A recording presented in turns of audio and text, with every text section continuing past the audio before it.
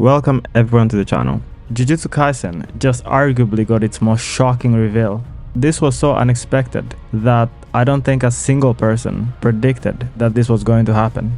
Sukuna just went back to full power when he was beating everybody when he had like 10% of his power basically. And now he's back at full power. And I'm going to explain how and why he's back at full power. And the really surprising thing is Miguel, the guy who was fighting against Gojo in the Jujutsu Kaisen movie, is back. And he showed some insane speed to rescue Uyu from Sukuna. So could Miguel have gotten much stronger? Or was he always this insanely fast? Because we did see him kind of box with Gojo a little bit. So that's what we're going to be talking about in this video. And we'll also talk about why Uyu is risking his life to pick up these people mid-battle when Sukuna is there, potentially waiting for him. There's obviously something going on with all the bodies that Uyu is risking his life to pick up. But first, let's take a look at the big moments of this chapter and what it means for the end and the next chapter.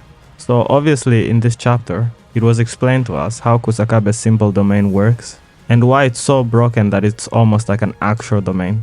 And this is why Kusakabe was able to become a grade 1 sorcerer and arguably the strongest grade 1 sorcerer without a curse technique, as well as apparently being an overall tactical genius. So quickly we see here that Sukuna is looking extremely confused, like really, am I gonna have to fight this guy? His simple domain is called Evening Moon Sword Drawing.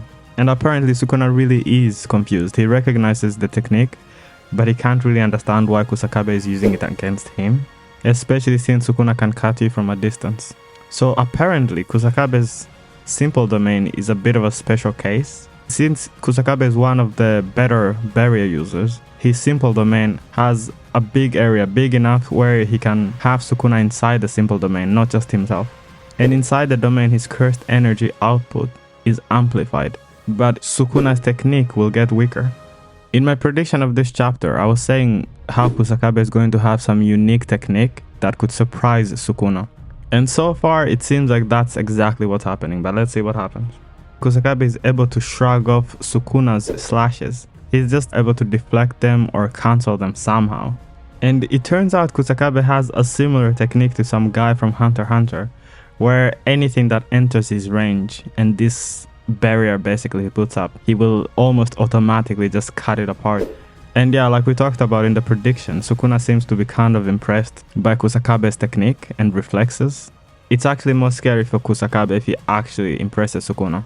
Kusakabe has just straight up been reading Sukuna's slashes, something previously only Maki could do. I don't think even Gojo was able to do that.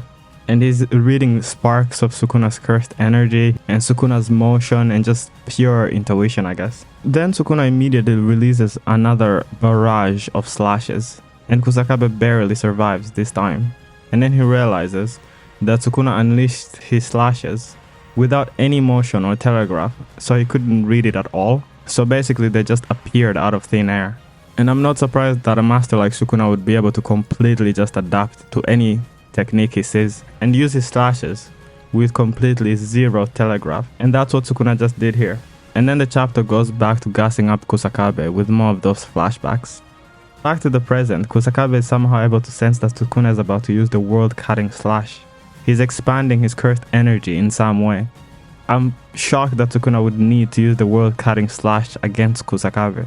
Like, isn't that a little overkill? Like, he really couldn't get him with his irregular dismantles.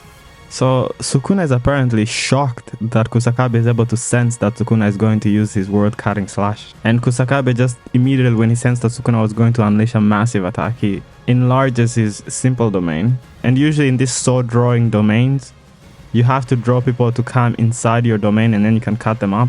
But Kusakabe can just enlarge it, and then if you don't escape or like move further back, then it's going to reach you and then he's going to immediately be able to attack you. Nanami is also gassing up Kusakabe, saying that he doesn't know anyone who can block the barrage attacks from Kusakabe when they enter Kusakabe's domain.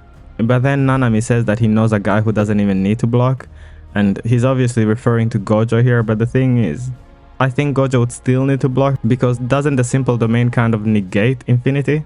But I guess Gojo can still amplify it and overwhelm the simple domain. So then Kusakabe's sword breaks when he's trying to catch Sukuna. He just starts straight up throwing hands. Kusakabe actually fighting hand to hand against Sukuna. Who would have thought we would see this? He sends Sukuna flying into a building with a kick. And then he chases him, kinda like what Gojo was doing to Sukuna. Like, what am I reading? What am I watching? And then Kusakabe says that he's basically trying really hard because of Principal Yaga. And he says that he has a debt to pay to Principal Yaga and that's why he's trying so hard. Gojo, Nanami, and Meimei say the number one reason why they recommend Kusakabe as the strongest grade 1 sorcerer is because he's super kind. Wow. I don't know why being kind would make you the strongest grade 1 sorcerer, but I hadn't really noticed Kusakabe going out of his way to be super kind. He just seems more of like this cool teacher. Kusakabe rushes once again to attack, but Sukuna grabs a hold of the sword with just 2 fingers. And Sukuna says, "You aimed for my heart where I've already been damaged, huh?" That's kind of playing dirty. So I guess this kind of pissed Sukuna off. He had seen enough and he's like, that is so painfully obvious.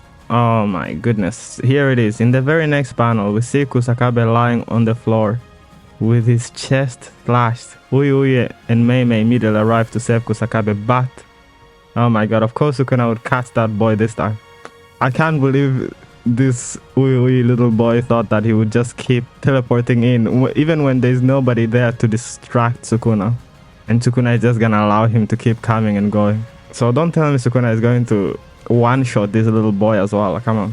Oh my god. So Sukuna literally sneaks up on Uyui saying that you're starting to get annoying. I don't know why Sukuna is even so annoyed. Uyui hasn't attacked Sukuna.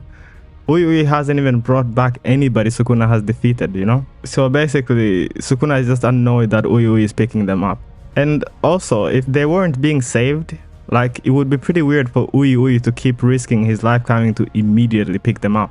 Oh my god, this next sequence is extremely shocking. Just as Sukuna was about to kill Uyui, Miguel arrived to the battle scene and rescues Uyui instantly. What on earth? Miguel is that guy who was getting pissed up by Gojo. So, I mean, good thing Gojo let him survive at least. Miguel, so the entire world, all the Jujutsu sorcerers in the world are here. So, it's possible that maybe Uyui teleported to Africa or wherever this guy is from. And then he asked him to come help them. Like, yo, if we don't get this guy, the entire world is gonna end. So, Uyui survives. I don't know what this means for Kusakabe. This is gonna be a little bit of an interesting fight. Because obviously Miguel was way overmatched against Gojo. But, you know, Gojo he's a very different kind of guy to fight. And this is a very interesting thing between Gojo and Sukuna. Like, Gojo's insanely overpowered because obviously his strength, his speed, and just his basic infinity that most people can't even get past. But Sukuna is like a powerhouse because obviously he's also like insanely strong and everything else. Like kind of rivaling Gojo, but he doesn't have that crazy infinity that no one can get past. Instead of that, he just has like insane skill with everything. Like, it's kind of ridiculous. So as I've talked about before, after Gojo unleashed a black flash on Sukuna, he went into a flow state and recovered a lot of the cursed energy he had used in the fight against Sukuna. It was also explained that a black flash does replenish your cursed energy and you're able to operate at your peak potential as a sorcerer. And I think this is where Sukuna is. And at this level, I just don't see Miguel having a shot or doing much to Sukuna, to be honest. But if he has improved, he could give Sukuna like an interesting fight. But I'm not exactly sure to what Gege is stalling for. I thought he's supposed to be rushing the series, he's sick, and he's trying to like do stuff quickly. That's the kind of impression I was under. So bringing all these characters out who are not really going to have a chance against Sukuna is quite interesting. But either way, it's still going to be a sweet fight. We're gonna get to see how he improved, especially now that he doesn't have that rope that can cut off your curse technique. Similar to the inverted spear of heaven, they were both destroyed by Gojo. But you know what, I think it's actually quite possible, since that rope was made in this guy's clan or family somewhere in Africa, it's possible that he's cultivated something similar. After he saw that his previous rope was easily countered by Gojo and destroyed, on top of like improving his overall speed, it seems, and probably power as well, He probably came up with a new material that he's going to be able to use against Sukuna to be able to cancel out Sukuna's cursed technique. And this is my prediction of what's gonna happen in the next chapter, to be honest. This guy has some kind of new ability or cursed tool, if that's what you would call it, that is potentially going to stop Sukuna from using his curse techniques. And then they're just gonna fight hand to hand, which will be pretty sweet. Looking at how Sukuna is probably operating at an extremely high level of like 120% of his peak potential, it's gonna be insane. And I think Sukuna is really going to show off his speed and power. And unless that stuff cancels out your cursed energy, Sukuna is going to be unleashing a lot more black flashes. So overall, I think the chapter is going to be pretty sweet. Thanks for watching. Drop a sub or a like if you enjoyed the video. And in the future, I'll be putting more of my content on the second channel. My main channel has been getting hit by strikes from YouTube, so I would definitely appreciate it if you would drop a sub on my second channel, just in case something happens with this channel, and for more content on there as well. The link will be in the description. But yeah, thanks for watching though.